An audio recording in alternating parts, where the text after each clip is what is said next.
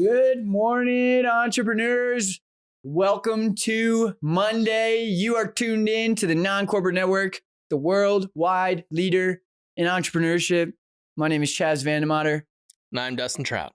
And you are watching Entreprenews, a revolutionary show where we keep the people woke.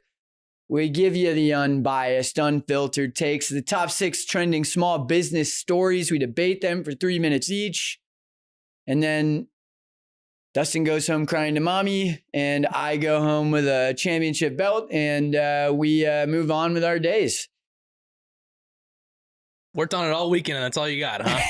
That's all you got, huh? well, you want to tell them about where they can find us, Dustin? Well, I mean, you can find us wherever you consume content. We're on YouTube. We're on every podcast channel. You can find us on our own website, virtually anywhere that you consume content. Just look up Entreprenews.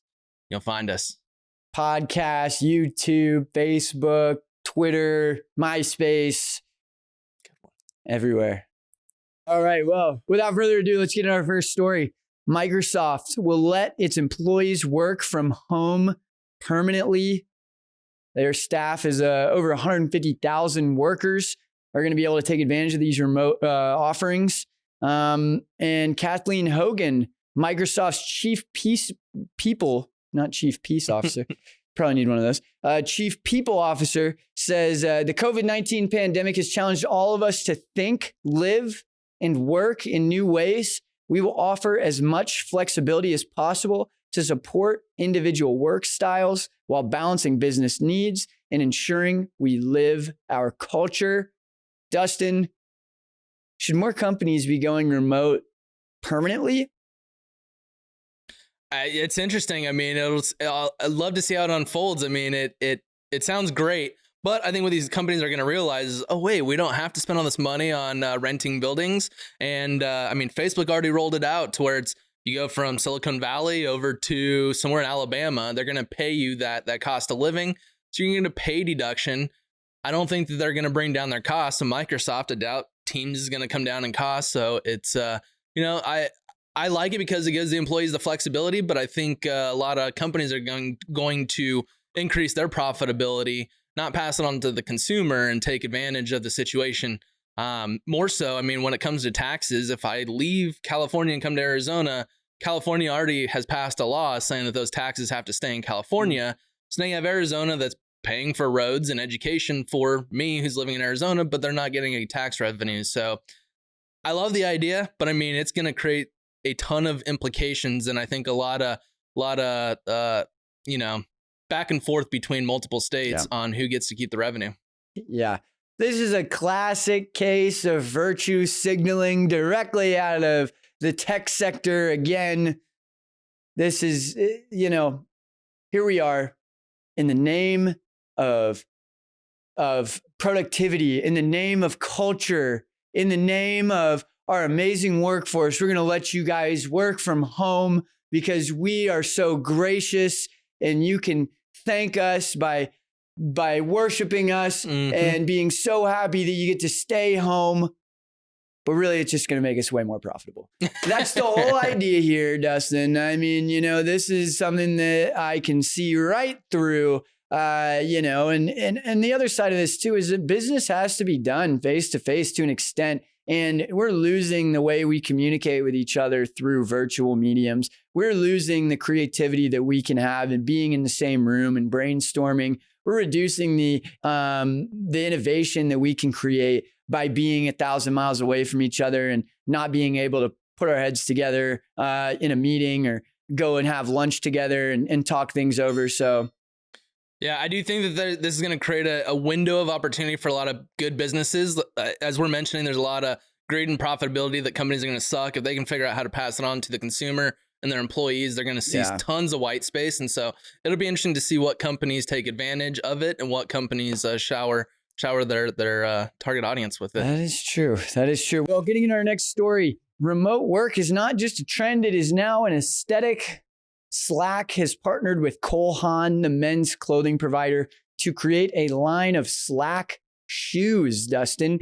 I think that this is a very interesting concept where they're trying to create PR and buzz in other ways. And when you have a cult following like a company like Slack does, a lot of tech people that love the product, these are partnerships that sometimes can do great and sometimes can fall flat. But the shoes retail for $120. Dustin, what do you think of this marketing angle? I mean, from a marketing angle, it's genius. If you could, instead of pay to get your brand in front of eyeballs, if you could figure out how to create something, whether it's apparel, and get people to buy it and drive revenue while also getting that your brand in front of eyeballs, I think that's a huge win-win. Entering the fashion space is tough, though. I mean, I like what they're doing by partnering with an expert. There's going to be a lot of tech companies that come out and do the same thing, but they're going to try and do it on their own. And I just don't think a lot of engineers and coders and people in the tech space have tons of, an eye for fashion. But I think there is tons of white space. And I think, if you try and go after it, just like anything else, is it something that you can execute on, or is it just going to be a blip in time and you're going to waste time and resources? I think, it comes down to those partnerships, but I mean, you're seeing more and more of it. I mean, we partner with State 48 with some of our stuff, and potentially someone else coming here down the pipeline. So I think the especially having to humanize your brand and really make that connection. I think this is a step in doing that, but it has to be executed correctly. I mean, what are your thoughts? Yeah, I know. I mean, putting stuff up on Twitter about the new JavaScript that you're adding to the product's not really going to get people's attention like a pair of shoes will. And in the age of the hype beast, I think that they're doing something right by trying to stay relevant and topical. They also are kind of playing on the trend of the tech bro outfit, which is like a pair of Allbirds and some sweatpants and a t-shirt. And so I think that this kind of meshes with that vibe. And so, I mean, I think, it's interesting. I'd be curious to see the kind of earned media exposure that they've gotten off of creating this partnership versus the money that they would have had to pay to get that same exposure through paid mediums. I think it's probably pretty eye-popping if you get something like this to go viral, how much more exposure you can get than a Facebook ad or something like that. Yeah. And I mean, in terms of where people are spending their marketing dollars, you bring up a good point. Attribution, that takes a whole team to try and figure out how many people actually saw this, how much did this actually impact sales? And that's especially, had a huge downfall with the economy. More and more companies are facing that type of scrutiny on where is our dollar going? How much are we making from every dollar spent? And yeah, you're going to get eyeballs on the brand, but to try and articulate or quantify how many people you actually reached, how much that was in earned media, I mean, it's just tough. And so it could be white space, but it could also be a blind or you got to do it right if you're going to do it for sure. Well, getting into our next story, Sky Harbor ranked the best major airport in America by JD Power. They beat out just about every other airline. They did beat out every airline across the country, actually. This is interesting. Their North American Airport Satisfaction Study. This is something that JD Power has done for years. The median score went up by 22 points this year from last year, Dustin. I'm curious what your thoughts are here. Like, obviously, we love to have any kind of recognition we can get out here in AZ. But how does the pandemic translate to higher airport satisfaction scores? Yeah, I mean, it'd be tough to attribute, but I'm sure there is something. I mean, if you're coming to Arizona to stay here and you're immediately satisfied with the airport, they're not losing your bags, they're it's a good experience. You're gonna have a more positive mindset, and you're gonna spend more money. And so I'm sure that there is some type of attribution that could be looked there, where the score does in fact look at, I don't know, money driven per tourist or whatever that metric is. But I mean, it's to see it go up year over year, across the board, is probably just because there's less people online, there's less things to get mad at, there's just less travelers. But it's always great to see. It is a little bit surprising knowing that we have 4 terminals. One is down and out, the other one is kind of, terminal 1 is off in its own little thing, in its own little space. I mean, it's interesting to see these numbers, considering, knowing what it's our almost airport like we're looks downsizing the airport and that's making it better. I don't know. I think, you bring a point that, let's think about this. There's less people traveling. There's less lines at security. The tickets are cheaper. I don't have to sit in the middle seat anymore. Like, this is great. You know, I'm not surprised at all the satisfaction score is going up. But I'll tell you when it's going to start going down is about the holiday season in November when they start price gouging to get their revenue back. And now all of a sudden it's not that great of an experience. I mean, the last flight I was on to San Diego, it was full. Everybody was 100% capacity. And so it's like, well, I guess we've kind of just forgotten about COVID now. And now the satisfaction score is just going to go back down. So, you know, airports enjoy it while it lasts, but you know, it's mutually exclusive from their revenues dropping and their satisfaction going up. Right. Let's make more customers mad. Whenever we do that, our revenues go up. But I mean, this weekend, Saturday was the first time since March that there was 1 million travelers in a single day in America. Happened, I think it was about a month and a half after they expected it to hit that number. So not as quickly as they wanted, but it's definitely coming back. And I think to your point, it's just get less people traveling, you got less people bumping into you. It's just more enjoyable. But I'd assume that as that number goes up, number of overall passengers flying, that satisfaction is going to go down. But what's surprising me, Dustin, there's a lot of TVs at the airport. None of them had the death ticker tracker of COVID on the walls. I mean, you know, it's one of those things where Entreprenews.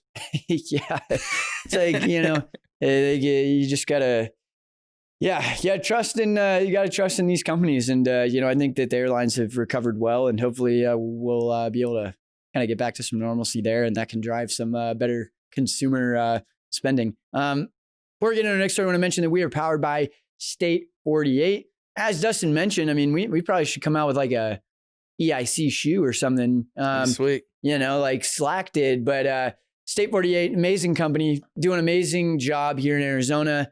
Set a great example for other business owners and really bring awareness to really amazing causes and things that other people are working on. And, you know, there's a quote out there that is like, giving up people what they want, you get what you need. And, you know, State 48 has definitely embodied that. But anything you want to add, Dustin? Yeah, I mean, we talk a lot about how they help nonprofits and part of those proceeds go back to that organization, but they also partner with small businesses. So if you're, you know, an entrepreneur out there that wants to leverage someone else's community, their diehard community, they also partner with, you know, for-profit businesses and do a collaboration with you as well and give you a huge discount so you can, you know, sell it. So if you're a business out there and trying to figure out a new way to get your brand out there in a cool, comfortable way, check them out, state48.com. Boom. So as we head into our next story, so the driverless race steps up with Cruise allowed to drive empty cars in San Francisco. So Cruise is the first company to put the permit from the California DMV to use. They are not the first company to get a permit. Waymo and Google and a few others have the permit, but don't have any cars on the roads yet. They're allowed 180 total cars, with 5 of them being totally driverless, having no one in there. In the driverless ones, no one will be allowed to get in. So it's not like they're going to be transporting people. They're literally just for R&D, research and development. They're not allowed to go above 30 miles an hour, the ones that don't have people in them. Do want to mention that Arizona's been a hotspot for these types of cars in terms of the state allowing this and regulation. It's been the easiest amongst all other states in the nation. And so, you know, what are your thoughts? Do you think as this is reaching more states, more cities, seeing more driverless cars, what does this look like for Lyft, Uber, and what's left of the taxi industry? Yeah. And I mean, is this even safe? Yeah, there's a lot to unpack here. You know, I'm going to try to get through as much of it as I can. I'll tell you, it's not good. It's not looking good for Uber and Lyft, first off. You know, being able to completely replace their fleet. I mean, Uber and Lyft are going through some issues with employees as drivers. They get benefits. And, you know, by the time that they finish lobbying and get through the legislation on that, these cars are going to be legal and you're going to be driving them. And Uber and Lyft don't have self-driving models. So, you know, it's almost like they're going to be obsolete unless they figure something out. In terms of the safety, I don't think that we've set enough precedents in terms of, you know, setting barriers around the legislation for how this works. I mean, we saw in Arizona, somebody just got indicted for manslaughter because they were in one of the self-driving cars that hit somebody and struck them and killed them. These cars are going 30 miles an hour or faster, driverless, or they have somebody that's just sitting there. It's one of these things where, you know, I want innovation as much as the next guy, but between all the cameras that are equipped on these cars and everything that they're looking at, the facial recognition, all that, on top of the fact that people are still getting hit by these cars and dying, like I think that, you know, we need to make a little bit more line in the sand type of rules here. But you know, Yeah, and I think as they get into more states, I mean, you have to just let these cars get on out on the road in order to see what happens to make that regulation. I mean, it is unfortunate that there have been some accidents and people killed, but in terms of how many miles these things are driving per accident or death, I mean, the miles are so much larger than people driving. And so if you look simply by the numbers, you know, these are actually safer than humans driving. And the one where they're facing manslaughter, I mean, it's they were on their phone watching a movie. And so I think, to your point, it's need to see how people are going to interact with these and put laws in place or even safety protocols that can tell if someone's watching or not. But, you know, it's it'll be interesting to see. Let's remove humanity in the name of convenience. We don't need to drive anymore. We don't need to go to the grocery store. I mean, have you seen iRobot, Dustin? I mean, this is WALL-E. this is where we're going. This is where we're going. It's WALL-E. All right. So going on to our next story. So Toshiba, they're targeting $3 billion in revenue from quantum cryptography by 2030. So cryptographic technology is used for data security. Toshiba is looking to drive different revenue lines as they kind of grow in the future. They're kind of scrambling to try and find new revenue lines. So data security happened to be that one that they landed on. It leverages the nature of quantum physics to provide two remote parties with cryptographic keys that are immune to cyber attacks from quantum computers. So essentially, we have our normal computers now. We have cybersecurity. You have a whole other avenue with quantum computing. Our current cybersecurity is no match for it. So they're trying to get ahead of the ball game in that arena. Is Toshiba, you know, the company to be doing this? Have we even accomplished modern day cybersecurity threats? You know, what are your thoughts on this? Yeah, I mean, you think about, you know, building for the future. You think about what is the world going to look like in 30 years, and I'm going to start 15 years from now, and that's where we're building. And so obviously that's kind of the model that you're seeing Toshiba take here is that, hey, we want to get ahead of this so we can actually develop some market share in an industry that could be very big. Yeah, problem is we haven't even figured out how the cybersecurity works for non-quantum computing. You know, there's huge companies every day getting ransomwared and getting their data stolen. And so to tell me that you're going to be immune, in the story, it literally says immune to cyber attacks in quantum. I can't imagine that with how little we understand fully about quantum, how much that we've gotten into this industry that we're just going to be immune. And I also don't think Toshiba is really the company to be doing this. I mean, they've dipped their toes in about every type of technology manufacturing sector they can possibly be in. You can't the jack or like what is this phrase? Like jack of all trades, master of none. Well, you're not even the master of this either, Toshiba. So. So you're telling me you don't want to get a DVD player and a TV from the same company that's going to make you immune to quantum cyber security attacks? Immune. Yeah. No, it's interesting. I mean, I think there is something to be said. I mean, China is rolling out more and more quantum infrastructure. So, I mean, it is being rolled out, and there should be, you know, someone looking at the future. I agree. I don't think Toshiba might be the leader in that arena. I think there's a lot of other companies that might do a little bit better, but I mean, the biggest thing that you mentioned that I agree with is just the current situation. I mean, you hear so many big businesses costing billions of dollars for current, you know, cybersecurity threats. I mean, why aren't they trying to get into now? I think there's more, you know, opportunity now than to try and look at 10, 15 years down the road. Especially the article mentions that they're scrambling to try and find new revenue lines. So it's like scrambling to find new revenue. I don't know if quantum security is the way to do it. Doesn't sound like they're doing great from a financial perspective. Yeah, I can't imagine that you just make something that works tomorrow through this. Scramble and figure it out tomorrow, guys. Absolutely. So coming back here locally, so Eegee's, they're returning to the Phoenix metro area with 5 new locations set to open in 2021. So they're a Tucson-based company, and they're extremely popular over there. Where they're looking to build a Phoenix location, a Mesa location, Scottsdale location, and 2 Gilbert locations as well. They've had a presence here in Phoenix a while back. It didn't really pan out. Since then, they've gone through rebranding. They've worked on their marketing. They've just kind of overhauled who they are as a brand and look to see those changes being successful, bringing them here in the Valley.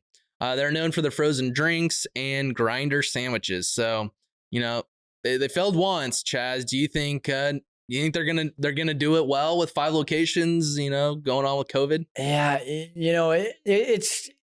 I want to be rooting for them. It's just one of these things where right now in this present moment, I can't see this being something that is just going to take off. I mean, thinking about how retail has struggled. I mean, maybe they're getting good deals on the real estate and getting in now and kind of propping themselves up. I just hope they have some runway, because if you're not sitting on a lot of cash right now, I can't imagine that these businesses are just going to magically just cash flow out the gate with everything that's happened, especially during the winter time selling frozen drinks. But, I think, they've definitely taken what they did and what failed the last time they came here. I'm sure they've gone back to the drawing board. And so they must be seeing some numbers that show them that these are exciting places to be. I think that they could get a foothold in Arizona and really make this something where you see how successful Dutch Bros has been. I mean, coming from Oregon, and they've just kind of taken the whole West Coast by storm. And so, maybe by making this foothold in Arizona and,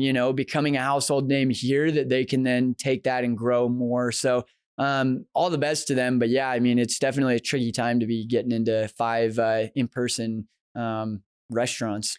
Yeah, I mean, it's to your point. I think they probably took advantage of some rental locations, some good rent as well, and so it's probably what they're leaning on. I mean, I've been getting hit with their ads quite a bit. Super creative, it's super fun brand, it seems like, and I think if you have that, you have something new in the Phoenix Valley. You got a ton of new people traveling here, moving here. I think the opportunity is there. Whether they can execute, have the funds to be able to do it, that'll be up to them. It'll be fun to see if bring more locations here to the Valley and continue to grow and bring more jobs. But I'm excited. I mean, I know brought it up in the office before. I've never had it before. But can you deliver ice cream? Like, that's my question. It's interesting because there's a yogurt shop down the road from where we live that they deliver. And I'm like, does it start as ice cream and end up as a milkshake? That's the other thing. It's let's think about the trends here, but Yeah, but I mean, I think there are a lot of people that are wanting new stuff, and I think the locations that they've selected are super high growth locations, and I hope them they do the best. Yeah, no, I mean, we'll see what happens, but somebody's got to step up and pull the trigger on something, and if they see opportunity, more power to them. Takes entrepreneurs, we got to support our Arizona entrepreneurs, and that's why I want to support you guys. So check us out at NCM Broadcast. If you have a show you want to bring to life, use our resources, man. We're not here to charge you a bunch of money. We want to help you to make something happen, and so use our resources. Listening today wasn't free. You got to tell somebody about us. Tell a business owner about us. Have somebody stay woke. Have somebody keep up with the stories. If you enjoy what we talk about on this show, if you got stories you want to hear us debate, then reach out. But you can find us on Apple Podcasts, everywhere you get your podcast, Spotify, YouTube. We have all the full episodes there. Reach out to us, Instagram. All over the place. We're everywhere, Dustin. Absolutely. Appreciate you tuning in. If you have, some stuff you want to share with the business world, let us know. We'd love to help you get something like this going and help you help others. So let us know. Sweet. Well, we will be back on Wednesday. Looking back at the stories, I think it's interesting, this whole remote thing. You've seen a lot of companies come out and say they're doing it permanently, and it'll be interesting to see kind of what the repercussions of that are. Our business is going to offset profitability and productivity. Like, this is it's gonna be a very interesting ongoing conversation over the next year. Yeah, no, my favorite is the driverless car. I think there's a lot of scariness that comes with it, but I think it's going to help a lot of people out. Those who can't drive have the funds to use Uber and Lyft. I mean, it's just, I think there's a lot of innovation that's going to happen from it, and I can't wait to see the evolution. I'm going to go watch iRobot. I'll see you guys on Wednesday, but thank you for tuning in today. See you Wednesday.